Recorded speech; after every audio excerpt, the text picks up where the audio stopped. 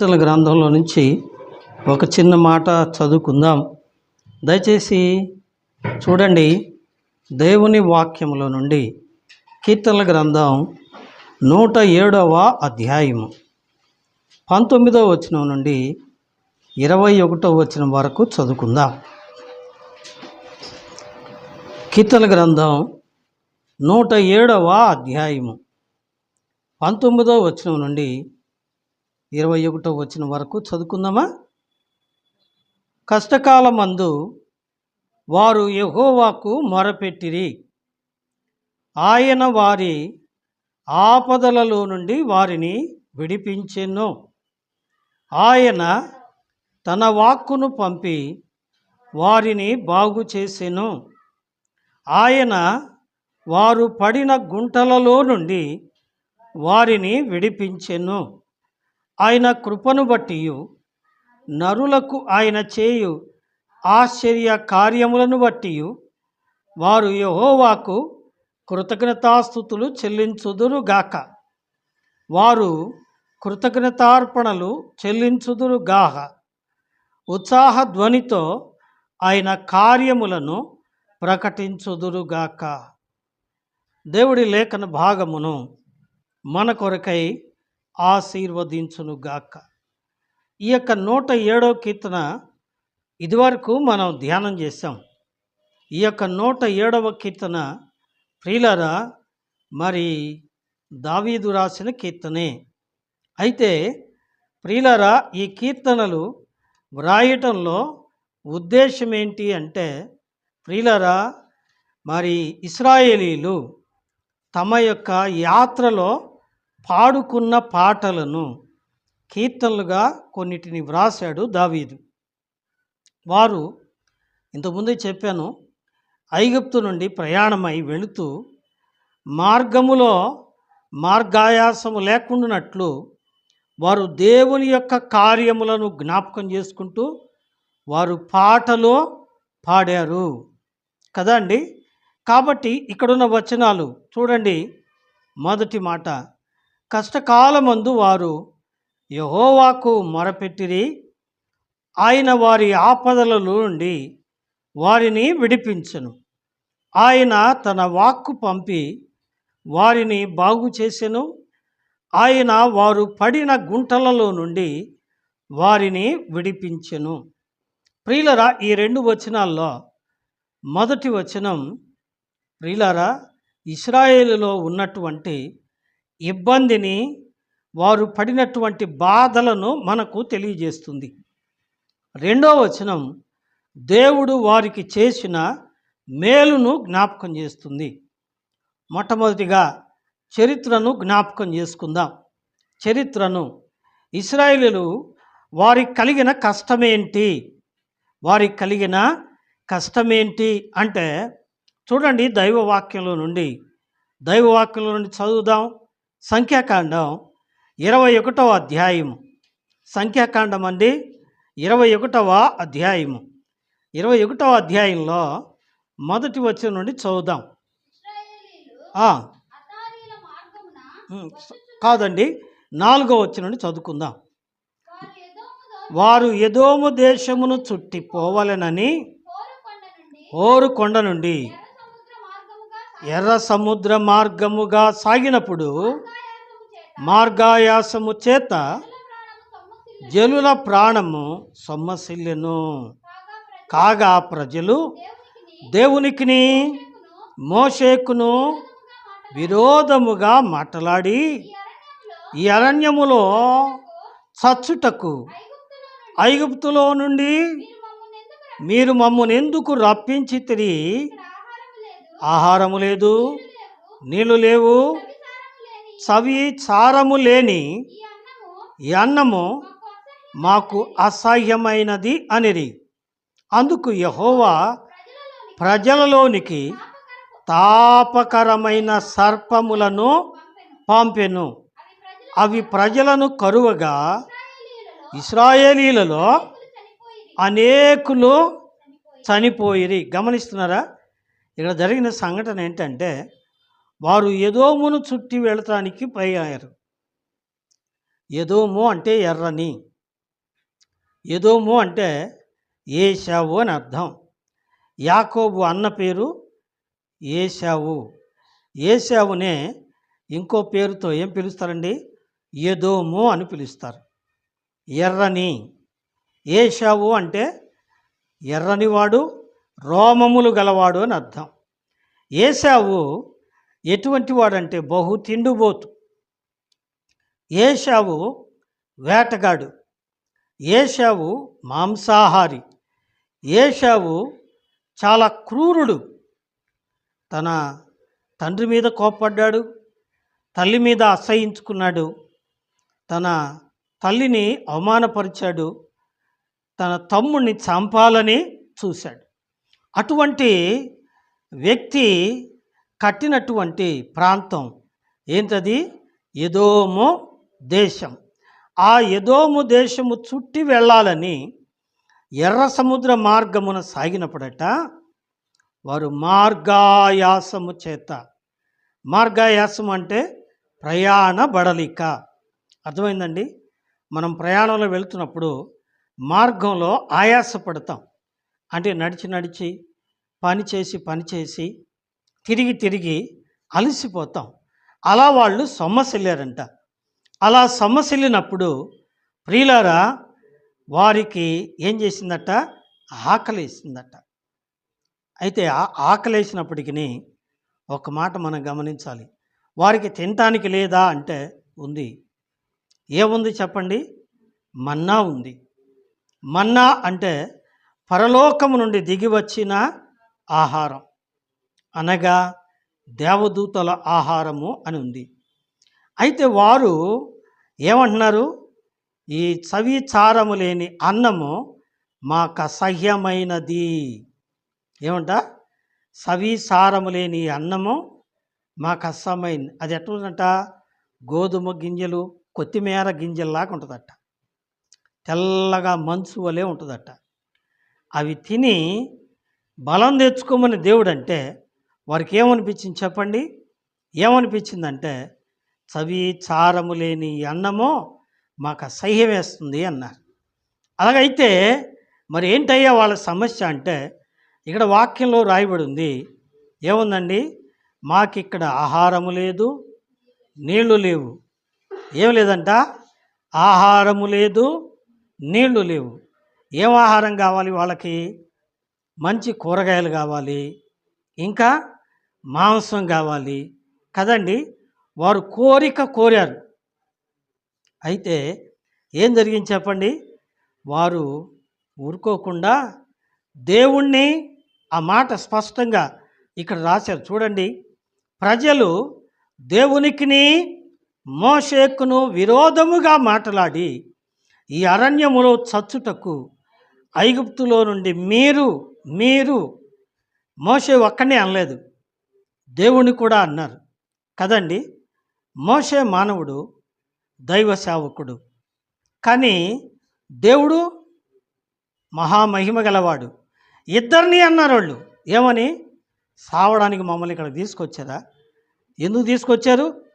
అక్కడే ఉండేవాళ్ళం కదా మేము అని చెప్పి అన్నారు. అటువంటప్పుడు దేవుని బిడ్డలారా, దేవుడికి వారి మీద ఏం చేసిందండి? కోపం వచ్చింది. అందుకే దేవుడు ఏం చేశారు? ఏమండి? దేవుడు ఏం చేశారు? వారి మీదకి తాపకరమైన సర్పమును పంపించారు. సర్పములు ఏమొచ్చినాయంట? తాపకరమైన సర్పములు వచ్చాయి.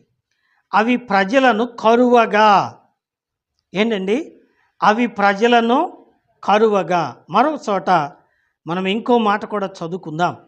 దేవుని బిడ్డలారా, దేవుని వాక్యంలో నుంచి ఇక్కడ వారికి ఏం కలిగించి చెప్పండి? తాపకరమైన సర్పం గరిచింది. ఏమండి? ఈ లోకంలో తిండి లేక, ఆ కడుపు నిండక తింటున్నారా, త్రాగుతున్నారా? ఏం తింటున్నారు, ఏం తాగుతున్నారు? చూడండి, సామెతల పుస్తకం 23వ అధ్యాయం 28వ వచనాన్ని విందాం. సామెతల పుస్తకం 23వ అధ్యాయము 20 చూడండి 23వ అధ్యాయము చూడండి 27వ వచనం. వేశ్య లోతైన గొయ్యి, పరస్త్రీ ఇరుకైన గుంట, దోచుకునివాడు పొంచియుండునట్లు అది పొంచియుండును, అది బహుమందిని విశ్వాసఘాతకులను చేయును. ఇంకొన్ని మాట చదువుదాం. 31వ వచనం. ద్రాక్షారసము మిక్కిలి ఎర్రబడగను, గిన్నెలో తళతళలాడుచుండగను, త్రాగుటకు రుచిగా నుండగను, దానివైపు చూడకు, పిమ్మట అది సర్పము వలె కరుచును, కట్లపాము వలె. వినరా? వారి దగ్గరికి ఏమొచ్చినాయి చెప్పండి? తాపకరమైన సర్పాలు. ఏమండి? మనిషిని చంపే సర్పాలు. ఇక్కడ ముఖ్యంగా సొలొమోను రెండింటిని గురించి చెప్పాడు. ఏమండి? రెండింటిని గురించి ఏంటి చెప్పండి? వేశ్య అంటే జారత్వము లేదా కాముకత్వము కదండి. భార్యను విడిచి, బంధాలను విడిచి చేసే శరీర సంబంధమైన పాపం. ఇక్కడ అన్నాడు, అది ఏం చేసిందట? దోచుకుని వాడు పొంచియున్నట్లు అది పొంచియుండి ఏం చేస్తట? కట్లపాములాగా కాటేస్తుందట. ఏమండి? నిజమే. రెండవది ఏంటి? ద్రాక్షారసము. ఈ ద్రాక్షారసం కూడా ఏమండి తాగిన తరువాత, తాగేటప్పుడు ఎట్లుంటుంది? గిన్నెలో తళతళలాడుద్దంట. ఏమండి? తాగిన తర్వాత ఏం చేస్తుందటండి? కట్లపాము వలె కాటు వేస్తుంది. ఈనాడు చాలామంది ఏం చేస్తున్నారు చెప్పండి? త్రాగుబోతులై, వ్యభిచారులై. ఇంకో మాట రండి, దేవుని వాక్యంలోనికి వెళదాం.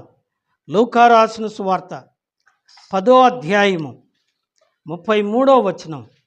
లూకా రాసిన సువార్త 10వ అధ్యాయము 33వ వచనం.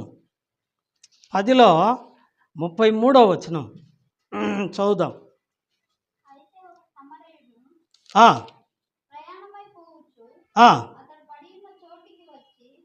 అయితే ఒక సమరయుడు ప్రయాణమైపోవచ్చు, అతడు పడి ఉన్న చోటికి వచ్చి. ఎవరు పడి ఉన్న చోటికి?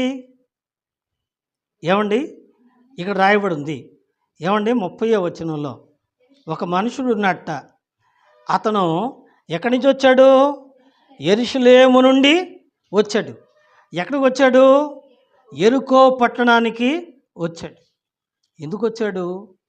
ఏమండి? ఎందుకు వచ్చాడు అంటే, యెరికో పట్టణంలో ఎవరున్నారు చెప్పండి? రహాబను వేశ్య ఉంది, వేశ్యలు ఉన్నారు.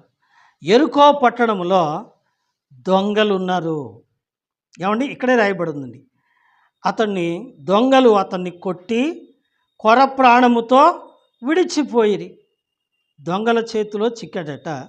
దొంగలు కొట్టి దోచుకొని కొన ప్రాణముతో విడిచిపోయారట. ఎందుకు వచ్చాడు అంటే, ఇతడు జూదగాడు కదండి. ఊరి వెలుపలకు వచ్చాడు. ఏమండి? యెరికో పట్టణపు గవని యొద్దకు వచ్చాడు. ఏమండి? ఎక్కడి నుంచి వచ్చాడు? యెరూషలేము నుండి వచ్చాడు. యెరూషలేము దేవుని పట్టణం, కానీ యెరికో పాపుల పట్టణం, కుష్టివ్యాధి గలవారుండే పట్టణం, దొంగలుండే పట్టణం, వేశ్యలుండే పట్టణం. అటువంటి పట్టణానికి ఈ వ్యక్తి వచ్చాడు. వచ్చి ఏం చేశాడండి? వచ్చి ప్రియులారా దొంగల చేత కొట్టబడ్డాడు. గమనిస్తున్నారా? దొంగల చేత కొట్టబడ్డాడు. అందుకనే ద్రాగ్బోధుతనం, జూదరితనం, వేశ్యా సాంగము, ఇంకా వ్యసనములు ఏం చేస్తాయండి? మొట్టమొదట అలవాటు చేసుకోవడానికి బాగానే ఉంటాయి, కానీ తర్వాత ఏం చేస్తాయండి? జీవితాన్ని పతనమో చేస్తాయి, కుటుంబాన్ని పతనమో చేస్తాయి. అలా ఏమండి? యెరూషలేము నుండి యెరికోకు వచ్చిన వాడు లోబడిపోయాడు, దొంగల చేతిలో పడ్డాడు, కొట్టబడ్డాడు, కొన ప్రాణంతో పడి ఉన్నాడు. ఇప్పుడు వాళ్ళ దగ్గరికి ఎవరైనా వచ్చారా? చూసిన వాళ్ళందరూ కూడా ఏం చేస్తున్నారు చెప్పండి? చూసిన వాళ్ళందరూ కూడా ఏం చేస్తున్నారు? ఏమండి? దూరంగా వెళుతున్నారు. చూస్తున్నారు, దూరంగా వెళుతున్నారు. ఇప్పుడు ఇక్కడ కూడా తాపకరమైన సర్పములు కుట్టినప్పుడు ఇశ్రాయేల్లో అనేకులు ఏమవుతున్నారు? చనిపోతున్నారు. ఈ మాట గమనిద్దాం. ఏమండి? మానవుడు పాపానికి అలవాటు పడ్డాడు. త్రాగుడుకు, ఏమండి, పొగ త్రాగడానికి, జోదరితనానికి, వేశ్య సాంగత్యానికి, ఇవన్నీ కూడా పాపాలే. కాబట్టి అట్టి పాపముల వలన వచ్చు జీతము మరణము. యోహాను పత్రికలో ఉంది 3వ అధ్యాయంలో, ఆజ్ఞాతిక్రమమే పాపము. వినరా? కాబట్టి దేవుడు ఏం చెప్పాడు? మన్నాను తినండి, మంచిగా మేఘము నీడలో వెళ్ళండి, కమ్మగా దేవుని సేవకుని మాట వినండి అని చెప్పినప్పుడు వాళ్ళు వినలేదు. వాళ్ళు ఏం చేశారు? మాకు కీరకాయలు లేవే, మాకు బీరకాయలు లేవే, మాకు మాంసం లేదే, మేము ఐగుప్తులో కుండలలో ఉడుకుతున్న మాంసాన్ని తినేవారమే అని కోప్పడ్డారు. అటువంటి సమయంలో ప్రియులరా, దేవుడు వారి మీదికి తాపకరమైన సర్పములో పంపించాడు. ఇప్పుడు వారు ఏం చేస్తున్నారు? రండి చూడండి, 7వ వచనం, సంఖ్యాకాండం 21వ అధ్యాయం 7వ వచనం. కాబట్టి ప్రజలు మోషే దగ్గరకు వచ్చి, మేము యెహోవాకును నీకును విరోధముగా మాట్లాడి పాపం చేశాము. యెహోవా మా మధ్య నుండి ఈ సర్పములను తొలగించున్నట్లు ఆయన వేడుకో. ప్రార్థన చేయమన్నారు మోషేని. ప్రార్థన చేస్తున్నాడు మోషే. ఆ తర్వాత వచనంలో మోషే ప్రజల కొరకు ప్రార్థన చేయగా, వినరా? మోషే ప్రజల కొరకు ఏం చేశాడండి? ప్రార్థన చేయగా. మనం ఇందాక చదివాం. ఏం చదివామండి? 107వ కీర్తనలో, కష్టకాలమందు వారు యెహోవాకు మొరపెట్టిరి, ఆయన వారి ఆపదలలో నుండి వారిని ఎట్లా విడిపించాడు? అప్పుడు ఒక మాట చెప్పాడు ప్రభు. ఏం చెప్పారండి? ఒక మాట ఏం చెప్పారు అంటే, ప్రియులరా, మోషే, నువ్వు ఒక స్తంభం మీద ఎత్తడి సర్పమును ఎత్తుము. సర్పము పాపము, పాపం వలన వచ్చు జీతము మరణము. కాబట్టి సర్పములు కుట్టి చనిపోయే వారిని బ్రతికించడానికి ప్రభు ఒక ఆలోచన చెప్పాడు. ఏమండి? ఆ ఆలోచన ఏంటంటే, నీవు తాపకరమైన సర్పం వంటి ప్రతిమను చేయించి స్తంభం మీద పెట్టుము, అప్పుడు కరవబడిన ప్రతివాడును దానివైపు చూచి బ్రతుకును. కదండి, ఇది దీని భావం. ఇక్కడ మనం చదువుకున్న వాక్యం, ఆయన ఎవరిని పంపించారట? తన వాక్కును పంపాట. ఇప్పుడు రండి, యోహాను రాసిన సువార్త, యోహాను రాసిన సువార్త 2వ అధ్యాయం చూడండి. యోహాను రాసిన సువార్త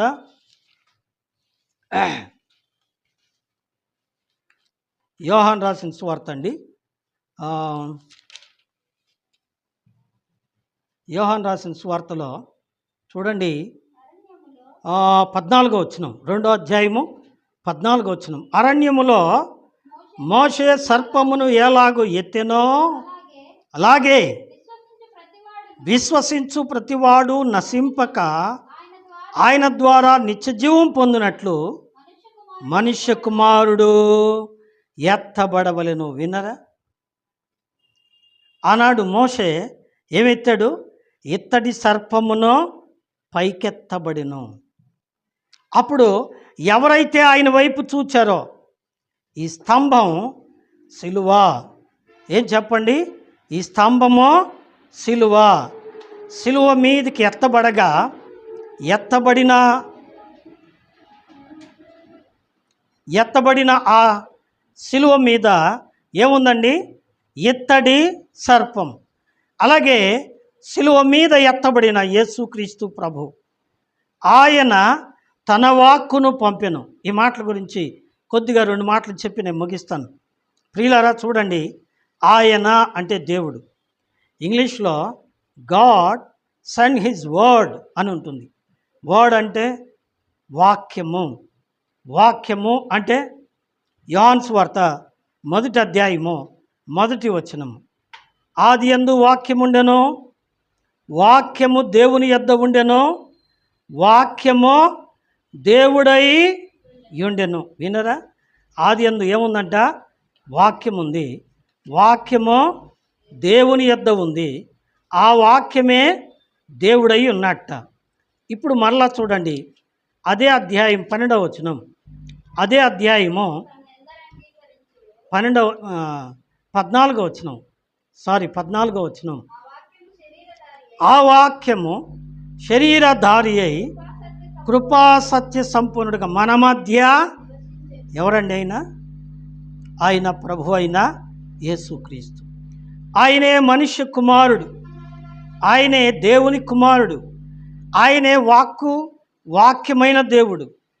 ఆయన తన వాక్కును పంపెట్ట, అనగా యేసును పంపాడు. ఆ దినాన ఆ యొక్క శిలువ మీద లేదా స్తంభం మీద ఎత్తబడిన ఇత్తడి సర్పమును చూచిన వారందరూ కూడా ఏమైపోయారు? తాపకరమైన సర్పముల చేత కుట్టబడి కరవబడి మరణ వేదనలో ఉన్నవాడు కూడా ఆ ఇత్తడి సర్పముకెళ్ళి చూస్తే ఏమయ్యాడండి?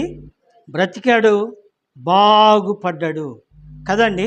బ్రతికాడు, బాగుపడ్డాడు. అయితే ప్రియులారా, ఈనాడు మనం కూడా బ్రతకాలని, బాగుపడాలని. ఎందుకంటే మనలో అందరం కూడా ఎలా ఉన్నామండి?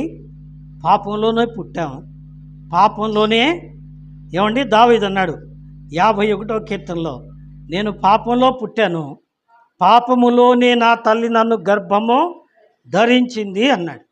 కాబట్టి మానవులందరూ పాపులే, ఏ భేదము లేదు. అందరూ పాపము చేసి దేవుడు అనుగ్రహించు మహిమను పొందలేకపోతున్నారు. కాబట్టి అటువంటి పాపుల కోసం, పాపాత్ముల కోసం ప్రియులారా, అందుకనే తిమోతి పత్రికలో ఉంది, పాపులను రక్షించుటకు క్రీస్తు యేసు ఈ లోకమునకు వచ్చెను. వినరా? నేను పాపులను పిలవవచ్చితిని. యేసు ప్రభువారు చెప్పారు, నేను పాపులను పిలవవచ్చితిని. ఇంకో మాట బైబిల్లోనే ఉంది. ఏమిటా మాట అంటే, ప్రియులారా, మనిషి కుమారుడు పరిచారము చేయించుకొనుటకు రాలేదు, కానీ పరిచారము చేయుటకును అనేకుల ప్రతిగా తన ప్రాణము పెట్టుటకును వచ్చి. కాబట్టి ప్రియులారా, ఈ మాటలు చాలా చక్కని మాటలు, మనం గమనిద్దాం. అలాగైతే ప్రియులారా, ఆనాడు ఇశ్రాయేలీయులు మరణములో ఉండగా వారిని బ్రతికించడానికి యేసు ప్రభు ముంగుర్తుగా ఇత్తడి సర్పము ఎత్తబడెను.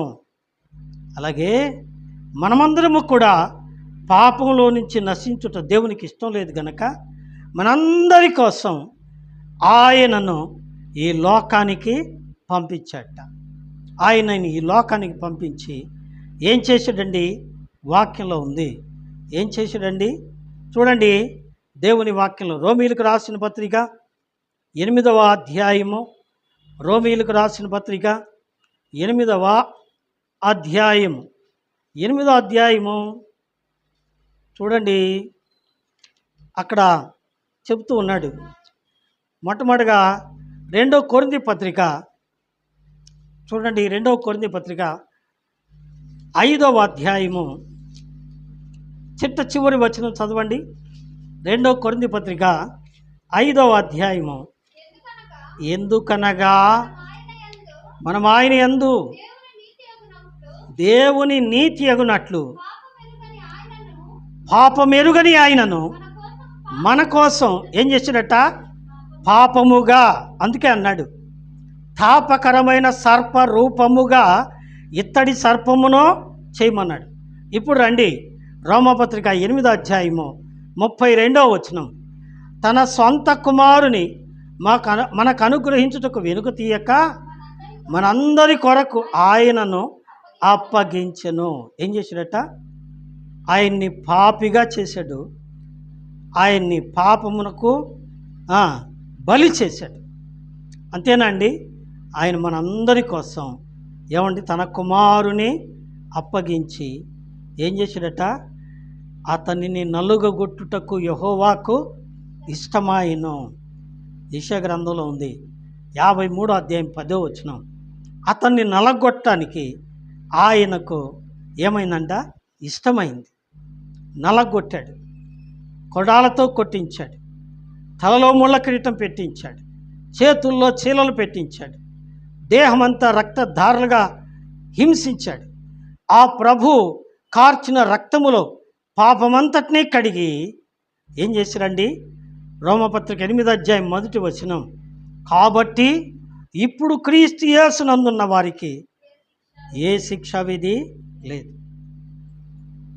యేసు వైపు చూచి ఆయన్ని శరణ వేడిన వారికి, ఆయన్ని నమ్ముకున్న వారికి ఏమి లేదంట? ఏ శిక్షా విధి లేదు. ఏంటి మన వాక్యం చెప్పండి? ఆయన తన వాక్కును పంపి వారిని బాగు చేశాడు కదా అండి. నిజమే ప్రియులారా, దేవుడు తన వాక్కు అనగా తన కుమారుడు, వాక్యమైన దేవుడు యేసుక్రీస్తు ప్రభువుని ఈ లోకానికి పంపించి మనుషులందరి కొరకై సిలువ అనే స్తంభం మీద ఎక్కించి ఏం చేశారు చెప్పండి? సిలువలో బలి చేశారు. ఆయన రక్తముతో పాపములు కడిగి వేశారు, మనందరినీ పరిశుద్ధులుగా చేశారు. కాబట్టి మనిషి కుమారుడు ఏం చేయబడాలట? ఎత్తబడవలెను, ఎత్తబడవలెను. రండి యోహాను సువార్త. యోహాను సువార్తలో మనం ఇందాక చదివాం. ఏం చదివామండి? యోహాను సువార్తలో మోషే ఇత్తడి సర్పమును ఎత్తెను, 14వ వచనం, 2:14. అరణ్యములో మోషే సర్పమును ఏలాగు ఎత్తెను, 3:14.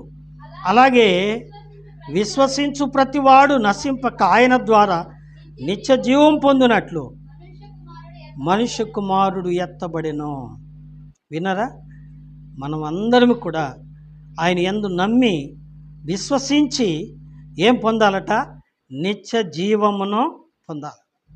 ఇదే మాట 3:16లో ఇంకో రకంగా రాశాడు చూడండి. దేవుడు లోకమును ఎంతో ప్రేమించెను, కాగా ఆయన తన అద్వితీయ కుమారునిగా పుట్టిన వాని యందు విశ్వాసముంచు ప్రతివాడు నశింపక నిత్యజీవం పొందినట్లు ఆయనను మనకు అనుగ్రహించాడు. వినరా? ప్రభు మనకు అనుగ్రహించబడ్డారు. ఎందుకోసం? మనం నిత్యజీవం పొందటానికి. మరణములో ఉండగా ఏమండి? పాపం వల్ల వచ్చు జీతమైన మరణములో ఉండగా మరణములో నుండి తప్పించడానికి, మనలను నిత్య జీవానికి చేర్చడానికి మనిషి కుమారుణ్ణి పైకెత్తాడు. ఆయన తన వాక్కును పంపి వారు పడిన గుంటల్లో నుండి వారిని లేపాడు. నిజమే ప్రియులారా, మనం ఇందాక చదివాం. ఆ యొక్క వ్యక్తి యెరూషలేము నుండి యెరికోకు వెళుతున్న వ్యక్తి దొంగల చేత కొట్టబడి ఏమయ్యాడట చెప్పండి? ఏమయ్యాడు? కొన ప్రాణముతో ఉన్నాడు, పడిపోయాడు. అయితే సమరయుడు ఆ మార్గాన వెళుతూ అతన్ని పరామర్శించి అతనికి కట్లు కట్టి, ఏం కట్లు? ద్రాక్షారసమును నూనెయు పోసి కట్టుకట్టి అతన్ని పరామర్శించెను. ఈ సమరయుడే మన ప్రభు అయిన యేసు.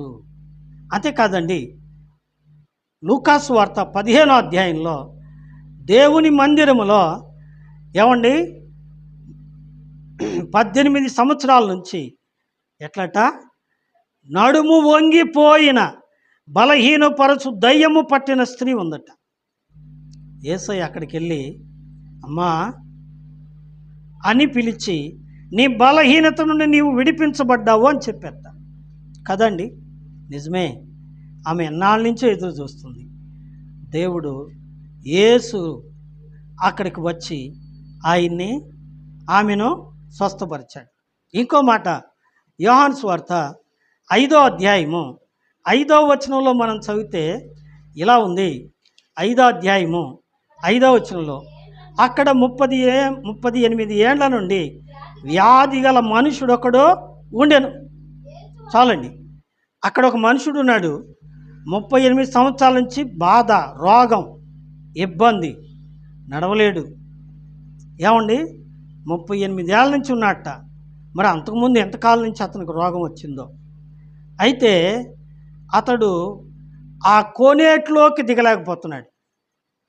కోనేరు ఏమండి, 5 మండపముల గల కోనేరు. ఆ కోనేటిలో దేవదూతలు వచ్చి నీళ్లు కదిలించే సమయం వస్తుందట. ఎవడు ముందు దిగునో వాడు బాగుపడతాడు కదండి. చూశాడు, ఇతని వల్ల కాల పడిపోయాడు. ఎవరూ సాయం చేయట్లా. దేవా దేవా అని మొరపెట్టుకున్నాడు. అయితే యేసు వచ్చి ఏమండి ఇలా అంటున్నారు, ఏమని, నీవు స్వస్థత పొందగోరుచున్నావా? 6వ వచనం ఏమన్నారు చెప్పండి. నీవు స్వస్థత పొందగోరుచున్నావా అని అడిగాడు. ఎవరైనా వచ్చి నాకు సాయం చేయకపోతే నేను ఎట్టా బాగుపడతానయ్యా? అప్పుడు అన్నాడు ఆయన, నీవు లేచి నీ పరుపెత్తుకొని నీ ఇంటికి వెళ్ళు. ప్రభు చెప్పారు. మాట, కేవలం మాటే కదండి. ఆ పడి ఉన్న వ్యక్తిని ప్రభు వచ్చి లేవదీశాడు. ఆ వంగిపోయిన స్త్రీని ప్రభు వచ్చి లేవదీశాడు. చనిపోయి సమాధిలో పెట్టబడి 4 దినాలైన లాజరును ప్రభు వచ్చి లేవదీశాడు కదండి. ఆయన తన వాక్కును పంపాను. యేసు ప్రభువును పంపించారు. ఆ యేసు ప్రభువు ఏం చేశాడట? వారు పడిన గుంటలలో నుండి పైకెత్తాడు. ఈ పూట వాక్యం వింటున్న మనం ప్రభు మనకు చేసిన కార్యాలను బట్టి ఏం చేయాలి? ఇక్కడ రాయబడి ఉంది, ఆయన కృపను బట్టి నరులకు ఆయన చేయు ఆశ్చర్య కార్యములను బట్టి వారు యెహోవాకు కృతజ్ఞతాస్తుతులు చెల్లించుదురుగాక. ఈ పూట మనం కూడా ప్రభు మనకు చేసిన మేలును బట్టి, ఉపకారములను బట్టి ప్రభువుకు కృతజ్ఞత చెల్లిస్తూ మన కొరకు ఎత్తబడిన మనుష్య కుమారుడైన యేసును జ్ఞాపకం చేసుకొని, మన తలంపుల కొరకై తలలో ముళ్ళ కిరీటం, మన చేతల కొరకై చేతులలో చీలలు, మన నడతల కొరకై తన కాళ్ళలో చీలలు, మన ప్రవర్తన కొరకై ప్రభు ఒళ్ళంతా రక్తధారలుగా కారిపోయింది. ఆయన మరణము ద్వారా మనకు నిత్యజీవం వచ్చింది. ఆయన కార్చిన రక్తములో మనకు విమోచన వచ్చింది. కాబట్టి ఆ యేసును మనము అంగీకరించి పాపం ఒప్పుకొని విడిచిపెట్టి ఆయన్ని ఆరాధించుదుము గాక. ఆమేన్.